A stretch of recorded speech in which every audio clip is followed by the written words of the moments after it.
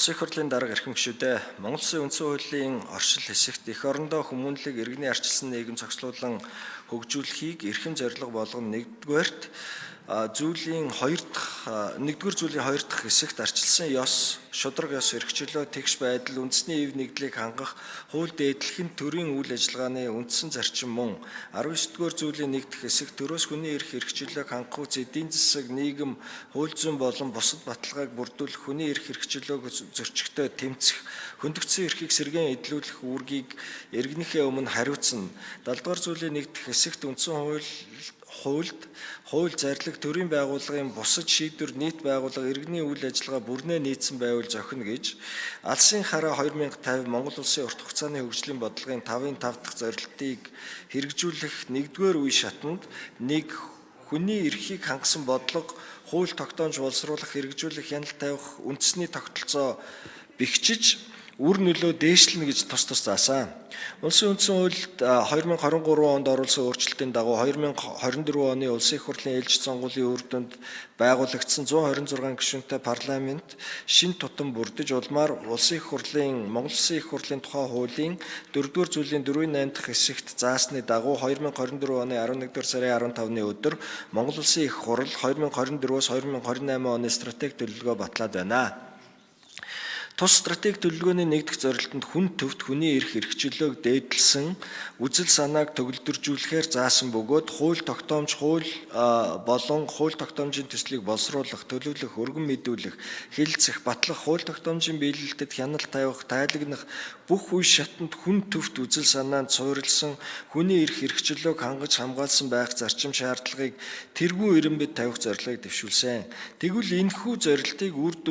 үр дүнтэй хэрэгжүүлэх үндэс суурь нь хууль, Улсын их хурлын бусад шийдвэрийг санаачлан боловсруулах, хууль тогтоомжийн төсөлд тавигдах шаардлагыг тодорхойлох, олон нийтийн оролцоог хангах, Улсын их хурлд өргөн мэдүүлэх, батлагдсан хууль тогтоомжийг нийтлэх, сурталчлах, түүний хэрэгжилтийн үр дагаврыг үнэлэхтэй холбогдсон харилцааг зохицуулж буй хууль тогтоомжийн тухай хууль шаардлагатай нэмэлт өөрчлөлтийг оруулах явдал болно. Иймд Улсын их хурлын даргын 2024 оны 9-р сарын 5-ны өдрийн 72-р захирамжаар хууль тогтоомжийн тухай хуульд нэмэлт өөрчлөлт оруулах тухай хуулийн төсөл боловсруулах үүрэг бүхий ажлын хэсгийг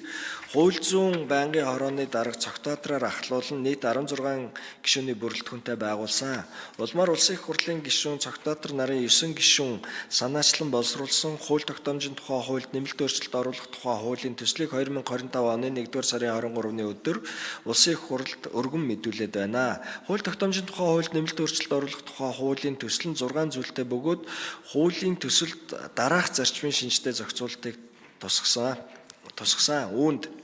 1. Хууль тогтоомжийн төсөл тавигдах шаардлагыг нэмэгдүүлэх хүрээнд хуулийн төслийн хүний эрхийн нийцлэлийг тодорхой аргачлалаар үнэлдэг болох хуулиар хүний эрхийг хязгаарлах нөхцөл тавигдах шалгуурыг хуульчлах бөгөөд үүнд гагцхүү хуулиар хязгаарлах үндэсний аюулгүй байдал бусад хүний эрх эрхчлөө нийгмийн хэв журмыг хамгаалах зорилгод нийцсэн байх, нийтийн ашиг сонирхлыг хамгаалахад чиглэсэн байх, ялгуурлан гадуурхаагүй гендерийн мэдрэмжтэй байх, тохирсон арга хэмжээ хэлбэр ашигласан эсхийг дүгнэж энэ шаардлагыг хангаагүй тохиолдолд төслийг өргөн мэдүүлэхийн өмнө шатанд буцаах зохицуулалт тусгав. Хууль тогтоомжийн хэрэгжүүлэлттэй холбогдсон гарах зардлыг илүү өргөн хүрээнд буюу төсөв эдийн засагт үзүүлэх нөлөөлөл хууль тогтоомжийн төслийг баталснаар тухайн хууль тогтоомжийн үйлчлэх хүрээнд хамрагдах иргэн хуулийн этгээд төрийн байгууллагын үйл ажиллагаанд үүсэх зардлыг тооцохоор тусгалаа. Улсын их хурлын гишүүний санаачлан боловсруулж буй хууль тогтоомжийн төсөлд Улсын их хурлын тамгын газар эсвэл судалгаан шинжилгээний байгууллага судлаач зардлын тооцоог хийхээр тусгав. Хуульд өөрчлөлт оруулах тухай хуулийн төсөл боловсруулах тохиолдолд тухайн төсөл нь анх батлагдсан хууль болон дагалдаж буй хуулийн төслийнхээ үзэл баримтлал агуулгад нийцсэн байх шаардлагыг төсөл тусгалаа. Хууль тогтоох онцгой бүрэн эрхийг Улсын их хурлд хадгалах хүрээнд түүний хязгаарласан аливаа зохицуултыг зас залруулахаас гадна захиргааны хэм хэмжээний акт гаргах эрх олгосон хуулийн төслийн зохицуулалтад тавих шаардлагыг өндөрсгөж зөвхөн хуулийн тодорхой зүйл хэсэг заалтыг хэрэгжүүлэх, зохион байгуулалтын арга хэмжээ авах зорилгоор хуулиар тусгайлан эрх олгосон тохиолдолд гаргадаг байхаар хязгаарлахаар тусгав. 2. Хууль тогтоомжийн төсөл боловсруулахад олон нийтийн оролцоог хангах хүрээнд холбогдох төрийн байгууллага иргэд олон нийтээс хуулийн төсөлд өгсөн саналыг товёог тухайн саналыг хуулийн төсөл тусгасан, эс тусгасан талаарх нэг бүрчилсэн тайлбар үндслийг хуулийн төслийн дэлгэрэнгүй танилцуулгад тусгадаг байх шаардлагыг тусглаа. Эрх зүйн мэдээллийн нэгдсэн систем Legal Info цэгийн цахим хуудсыг хууль тогтоомжийн төслийг олон нийтээр хилцүүлэх төвлөрсөн цахим систем хэлбэрээр ашиглах хөгжүүлэхээр тусгав. Хүний эрх хэрэгжүүлэх хязгаарласан хэрэг хянан шийдвэрлэх ажиллагааны талаарх зохицуулт бүхий хуулийн төсөлд, улсын дээдшүүх, улсын ерөнхий прокурор, хүний эрхийн үндэсний комиссийн саналыг заавал авсан байхаар зохицууллаа. Иргэд олон нийтээс ирүүлсэн саналыг төсөл тусгасан, эс тусгасан талаарх тайлбарыг хууль тогтоомжийн төслийн танилцуулгад нэг бүрчлэн оруулдаг байх, уг шаардлага хангагдсан эсхийг өргөн мэдүүлэхээр ирүүлсэн төслийн бүрдүүлбэрийг хянах хүрээнд нягтлан үздэг байх, шаардлага хангуулахаар буцаах зохицуултыг тусгав.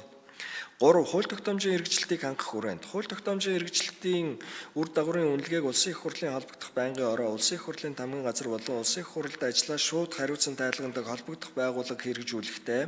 Улсын их хурлын болон Улсын их хуралд ажиллаа шууд хариуцсан тайлганадаг байгууллагын бүрэн эрх зохион байгуулалт үйл ажиллагааны журмыг зохицуулж буй хууль тогтоомжид хийдэг байхаар бусад хууль тогтоомжийн биелэлтийн үр дагавар үнэлгээг засгийн газраар үүрэг болгосны дагуу холбогдох төрийн захиргааны төв байгууллага хэрэгжүүлэхээр тусгав. 5 ба түүнээс дээш жил дагаж мөрдөж байгаа хууль тогтоомжийг шинжилсэн найруулга тэдгээрт нэмэлт өөрчлөлт оруулах тохиолдолд биелэлтийн үр дагаврын үнэлгээг хийж хууль заасны дагуу үнэлгээний үр дүнг хилцүүлсэн байх шаардлагыг тусгав. Ажлын хэсэг ажлын дэд хэсгээс хууль тогтоомжийн тухай хуульд нэмэлт өөрчлөлт оруулах тухай хуулийн төслийг боловсруулах шатанд гадаад улс орнуудын хууль тогтоомжийн харьцуулсан судалгаа, хууль тогтоомжийн хэрэгжилтийн үр дагаврын үнэлгээг парламентын судалгаа хөгжлийн хүрээлэн Монгол Улсын их сургуулийн хууль зүйн сургууль, Монголын хуульчдын холбоо, хууль зүйн үндэсний хүрээлэн зэрэг байгууллагаар хууль тогтоомжийн тухай хууль заасны дагуу гүйцэтгүүлсэн болно. Уг хуулийн төсөл болон холбогдуулан боловсруулсан хууль тогтоолын төслүүдийг Улсын их хурлын парламент цахим хуудасд олон нийтэд нээлттэй байршуулж төслийн зүйл хэсэг заалт бүрээр саналаа гаргах боломжийг бүрдүүлэн ажиллаж байна. Энэхүү хуулийн төсөлтэй холбогдуулан Улсын их хурлын тухай хуульд өөрчлөлт оруулах тухай, захиргааны ерөнхий хуульд өөрчлөлт оруулах тухай хуулийн төсөл болон хууль баталсантай холбогдуулан авах арга хэмжээний тухай Улсын их хурлын тогтоолын төслийг боловсрууллаа. Улсын их хурлын дарга эрхэм гишүүдээ та бүхнийг уг хуулийн төслийг хилцэн шийдвэрлэж өгөхийг хүсье. За баярлалаа.